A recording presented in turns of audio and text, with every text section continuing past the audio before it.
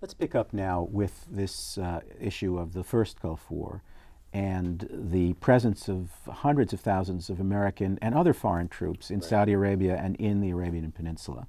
What was seen by the religious opposition as a kind of crusade, and the weakness of the Saudi state, its inability to defend itself, its need to rely on these crusaders, so-called. All of this adds up to a great sense of discontent within the religious establishment and within religious circles with what Saudi Arabia was unable to do on its own behalf. It certainly did, and you have to remember that Osama bin Laden first offered the king to raise an army to fight Saddam Hussein, and he didn't have to bring in the Americans. And I've since learned that there were even Islamic fundamentalists from Algeria who went there and made the same offer. And so there was an attempt by these activists, these neo-Wahhabis, to offer their aid to the king, to be the king's protector, if you will, to be his army. And the king thought this was ridiculous. There was no way they were going to be able to deal with a sophisticated army. Saddam Hussein had the biggest Arab army in the world at that point. And so he dismissed it. And because he was afraid that the Saddam Hussein might come into the northeastern corner of Saudi Arabia and head for the oil fields of Saudi Arabia. And he had reason to believe this because Saddam Hussein's army made several forays across the border into Saudi Arabia. He turned to the Americans. And the Americans, of course, were trying to convince him that he needed American help. And we were becoming very concerned that Saddam Hussein might move into Saudi Arabia and try and seize the oil fields there as well as in Kuwait. And so they convinced the king in August 1990 that they had to allow the United States to help them. And, you know, within a few months there were 500,000 American troops inside the the heartland of the center of Islam, and this was a real shock to the religious elements of Saudi Arabia. This caused a real psychological political break between the neo-Wahhabi activists and the Saudi kingdom.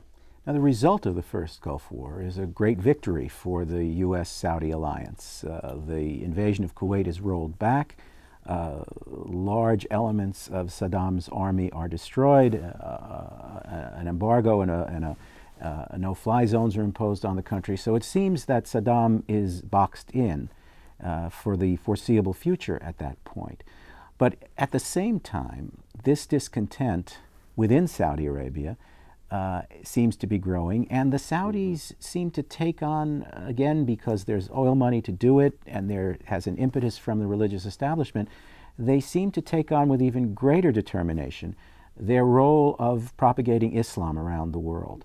That I'm sorry, but they had this sense of themselves before, but now this is going to take on an entirely different magnitude. I think we have to go back to the revolution that occurred in Iran in 1979 when the Shah was overthrown and a Shiite theocracy came to power in Tehran, because this posed a tremendous challenge to what the Saudis saw as their natural leadership of the Islamic world.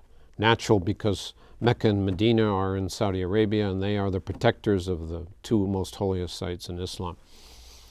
So starting even in the early 80s, the Saudis began spending more and more money to counter the Iranian Shiite push into the Sunni Islamic world. And you have to remember, the Islamic world is made up 90% of Sunnis and 10% more or less of Shia.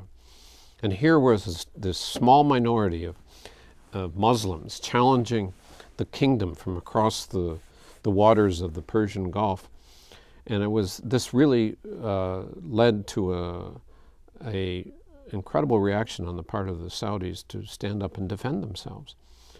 And this led to the kingdom spending more and more money to not only counter Iran and Shiism, but to spread their own version of Islam, Wahhabism.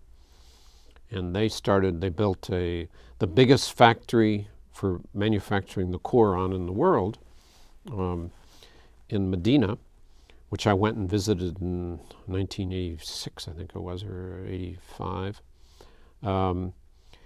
They started setting up institutions that would serve as